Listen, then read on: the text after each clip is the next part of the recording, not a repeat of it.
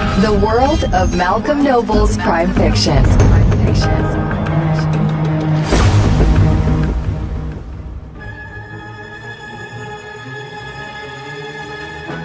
Hello everyone, thanks for coming along to the next 30 minutes that make up the April edition of the world of Malcolm Noble's crime fiction.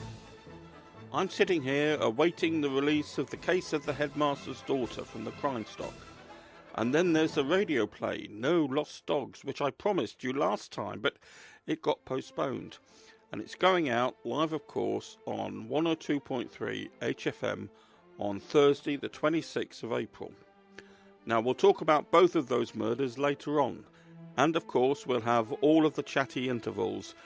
I'll clue you in to what I'm reading at the moment, and I'll pick a favourite quotation from another crime writer. And at the end of tonight's episode, I'm going to post again something truly from the vaults, going back to 2015. But we're going to start with something from 2016, with two players who became good friends, Kate Gamble and Viv Crowther. You're listening to the world of Malcolm Noble's crime fiction. Across South Leicestershire and North Northamptonshire. On 102.3 FM and online at www.harbourfm.co.uk. 102.3 HFM. Where are you? Mother, you know where I am. You phoned the Dorking Hotel. But where are you when I need you? Elizabeth, someone has murdered the maid. Harbour FM presents Kate Gamble as Lizzie Waldron and Viv Crowther as her mother in Lizzie Waldron and the Dead Sitting Room. Don't poke your fingers, Elizabeth, please. Not even in a railway tea room. I never liked syrupy cakes. What an ungrateful comment when you know your mother's nerves are on edge. Who can believe that my gardener's murdered my maid? What sort of a house do they think I'm running? It really is too distasteful. I shan't eat it. You always were a willful child. If you don't want it, I shall wrap it up and take it home. A succulent piece of cake will go very nicely with my beanbags at bedtime. Really, you're not here to be fussy, Elizabeth. Murder's been done in my sitting room, and all you can do is complain.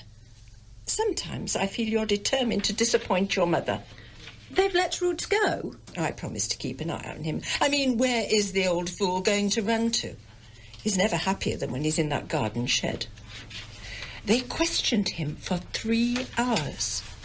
He put hemlock in her tea. That's what they're saying.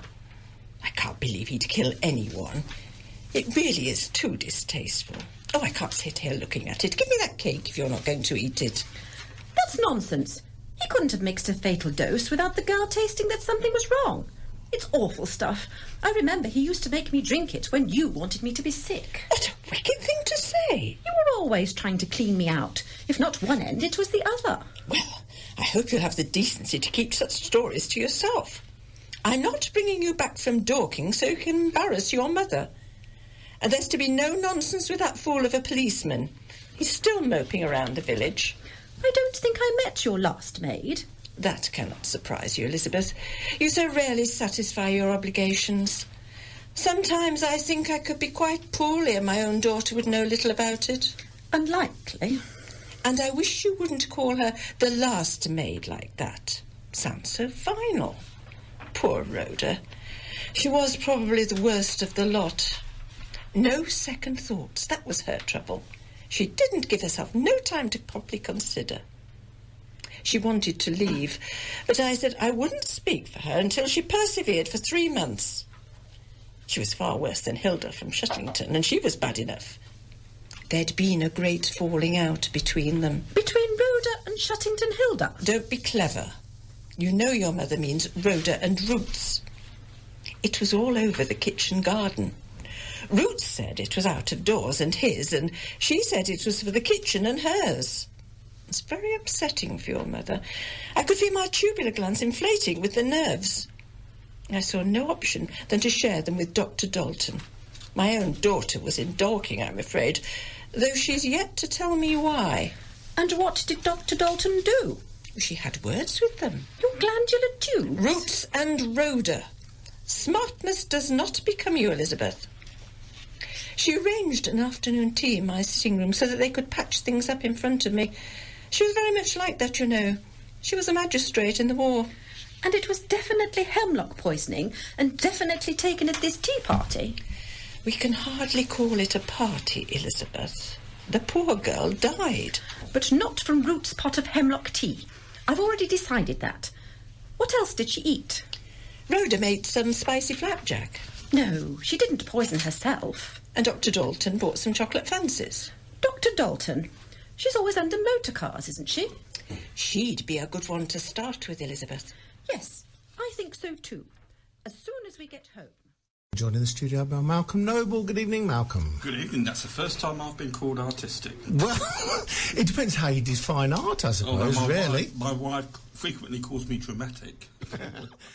Now, here's part of an interview from the Owen Brooks show that went out last month. And as well as writing, you say you've got an audience. Is there any other ways you sort of get out to your audience? I do a fair amount of public appearances. I don't do as many as I used to do because it was beginning to shatter me a little bit. I was doing 2 or 3 a week, and I was beginning to think that I was a nightclub driver, driving through the night every evening. So I've cut down a little bit on that. But I'm in touch on social media with a mailing list of about 80 to 100 people. Yeah. So birthday wishes go out, and I've even been to a birthday party as a surprise guest. Oh wow! to one of my readers who didn't know I was coming, and so I was a bit surprised when this strange man turned up at a birthday party. Did you actually know who you were, or obviously No, she only seen you? She didn't know who I was. No. Wow! Oh dear. So with this main audience that you have, obviously a lot of them follow you. They've followed you through your career so far. What sort of feedback do they give you? Very, very intense. I mean, generally very positive, but they certainly tell me what they want next. Right. I want another one by this character or another one with that character. And I feel as if actually they own the books as much as I do.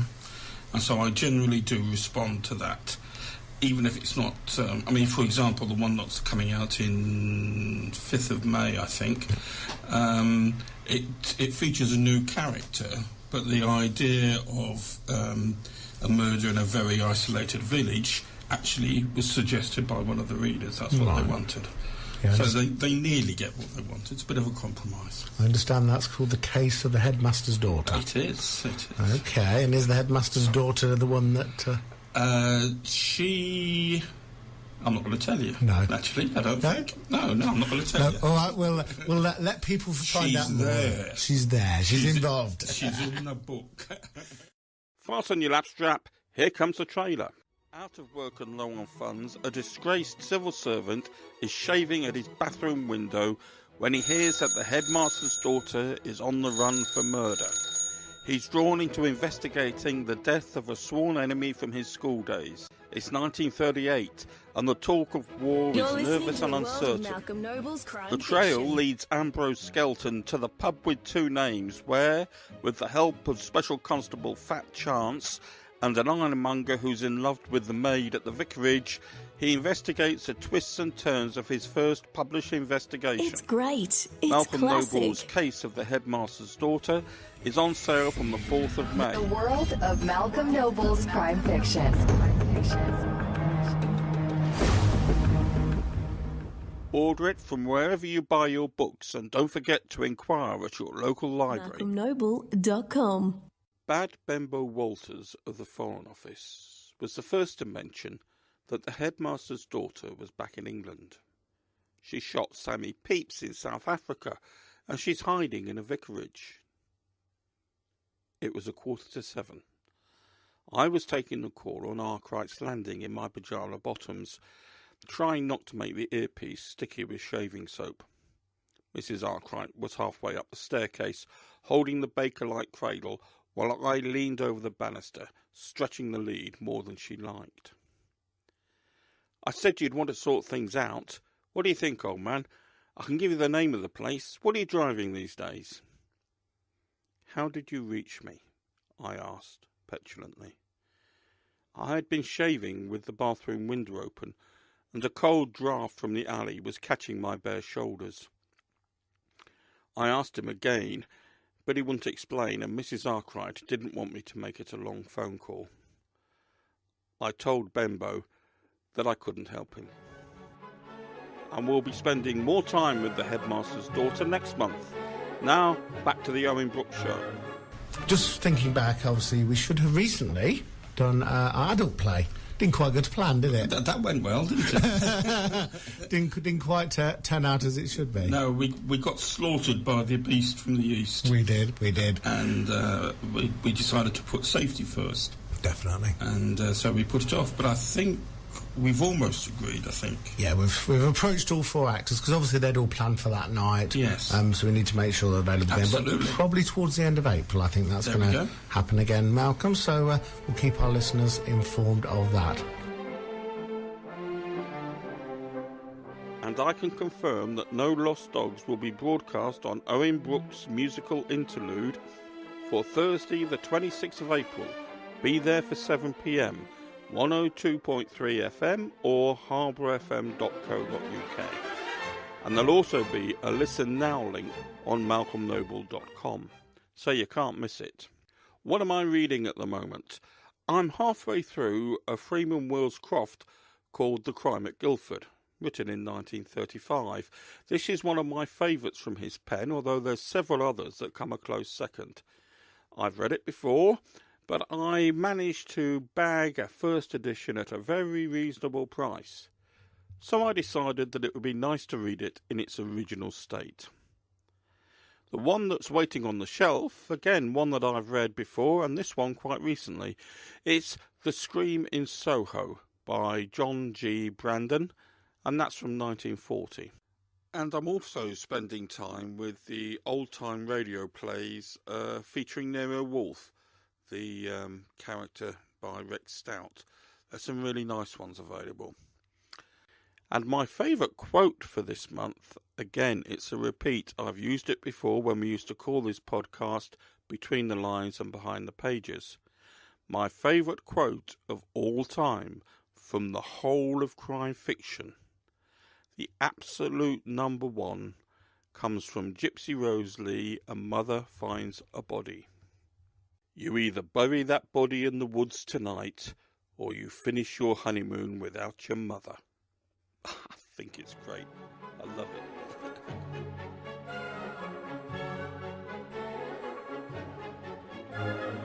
it. Ladies and gents, I'd like to thank you, as always, for the support that you've shown my crime fiction over the years. We're now going to play a recording that features a very old title from 2015.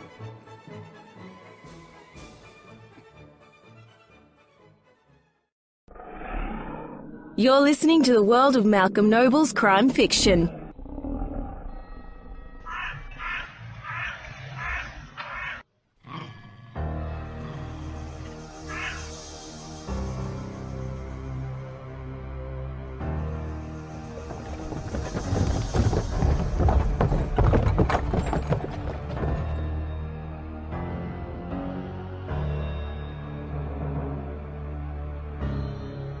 The Baker Street Protectors by Malcolm Noble.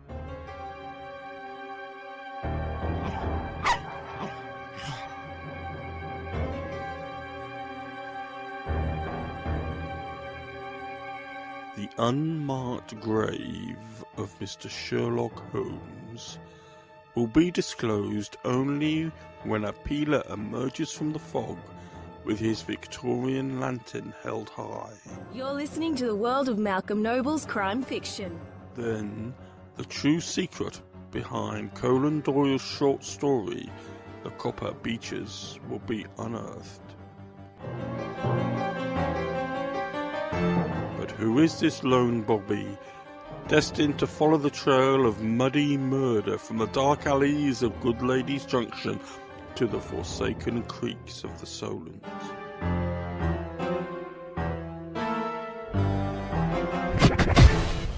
The Baker Street Protectors, a Ned McRae memoir by Malcolm Noble.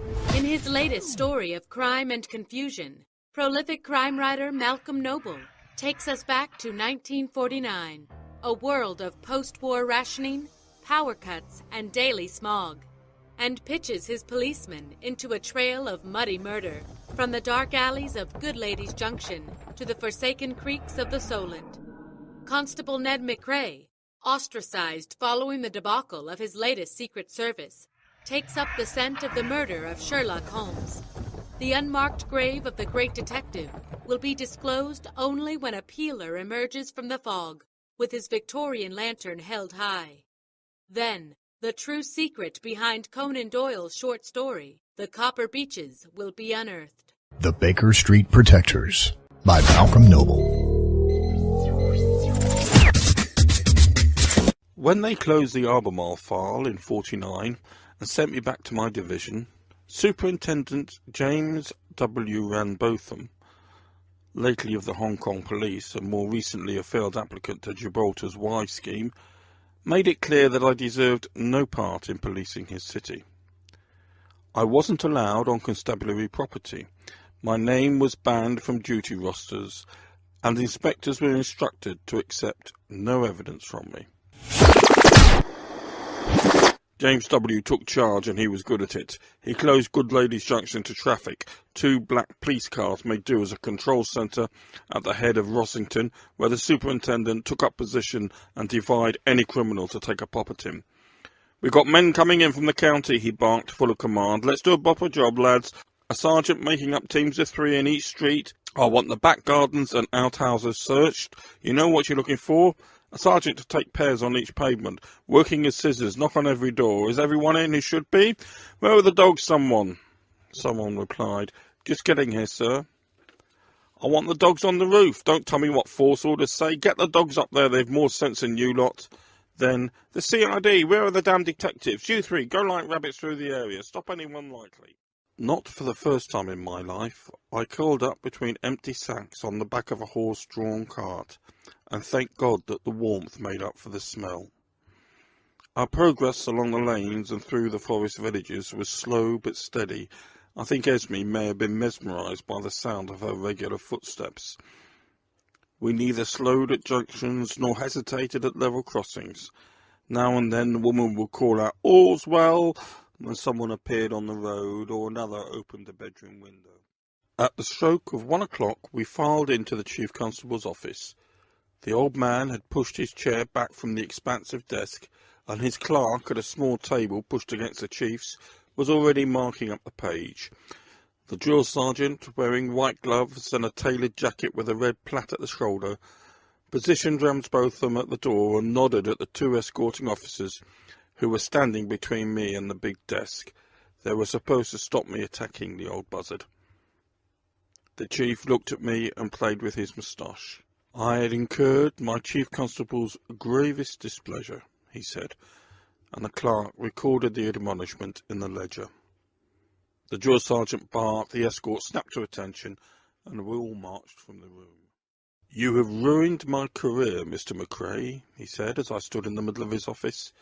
"The chief constable has determined that I obstructed the investigation with my own ragged inquiry. His words, Mr. McRae, a ragged inquiry. It seems," he concluded, ready to carry the last box of trinkets from his office, "that I am to report to a civilian." He left me alone in the office. The correspondence trays, the blotter and other clutter had gone. He'd left an open airmail letter on the desk, which I tucked in my pocket, meaning to hand it in at the front desk. The office looked cold. There was just the filing cabinet, chair, the desk and the hat stand, and a broom propped against one wall. I swept the carpet and checked that the window was properly latched. On my way out, I told the cleaner to lock up, but I forgot about the letter. That evening I warmed my toes on the gas fire in my new digs and found the letter from Rambotham's desk. It had been written by the secretary of the Baker Street Irregulars, a New York dining club of increasing reputation, seeking clarification about the death of Mr. Sherlock Holmes. Days later I wrote a long and detailed reply, but I can't remember posting it. Malcolm Noble grew up in a village on the shores of the Solent before joining the Portsmouth Police. a chapter of his life that provides some background to his crime fiction. He has written 14 mystery novels set in the south of England from the 1920s to the 1960s. Press reviews have emphasized his sense of place and atmosphere, strong characterization, and first-rate storytelling. His first book, Timberdick's First Case, was published in 2004, but drew little attention until the Nottingham Post gave the title a double-page spread in its weekend supplement. From that point, his popularity has grown. He's in the top 20% of authors borrowed from UK libraries, and UK readers have voted him into their top 20 favorite historical novelists. The introduction to the Baker Street Protectors sets out the story behind the Timberdick mystery. I'm honest, this has been in my notebook for many years. It goes back to the days when I was writing The Case of the Dirty Verger, but I've never quite been sure how to use it. I was halfway through the Baker Street Protectors when I realised that now was the time to fish out this introduction, dress it down and give it a proper home to go to. When Ned McCrae died in the early years of this century, he was in his 90s, it fell to his daughter, Holly Maddox McCrae, to clear the sheltered accommodation which had been the old policeman's home for those last years of his life.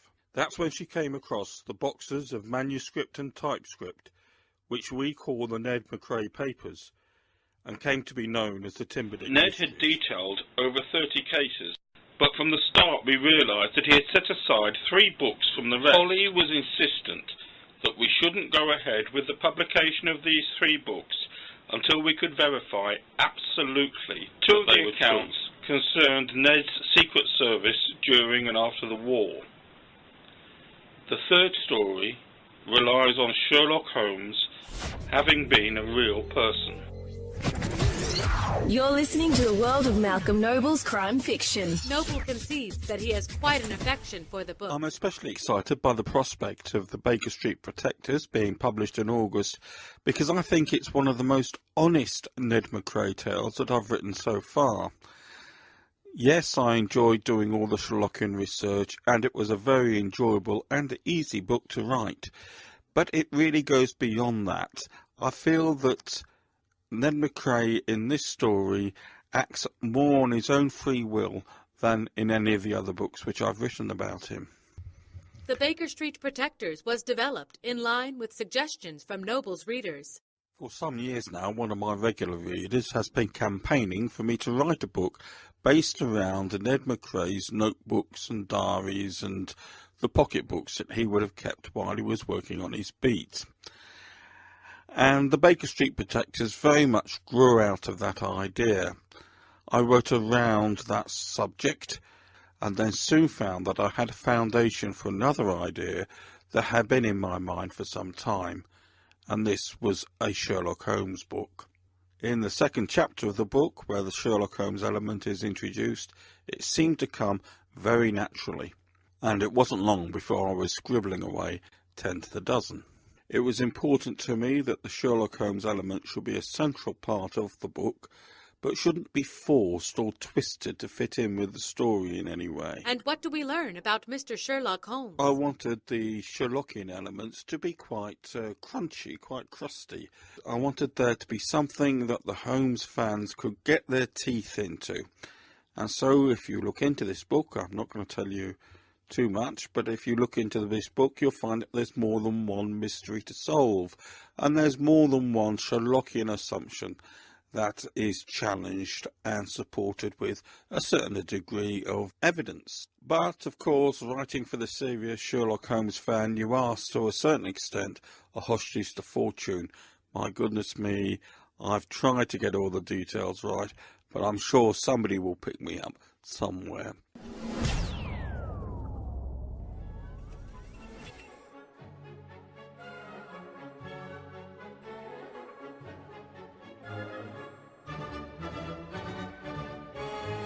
For this evening's podcast, I want to thank Owen Brooks, Kate Gamble, Viv Crowther, Emily Brooks, Brittany Lawrence, and the VOAs at Music Radio Creative. The music was by Freeze Effects. And a special thank you goes to 102.3 HFM, a truly great radio station. Don't forget to ask at your library about the case of the headmaster's daughter. Comes out on the 5th of May. And be sure to listen to No Lost Dogs on HFM at 7:30 on Thursday the 26th of April. And I'll catch you next month for another edition of The World of Malcolm Noble's Crime Fiction. Good night and God bless. The World of Malcolm Noble's Crime Fiction.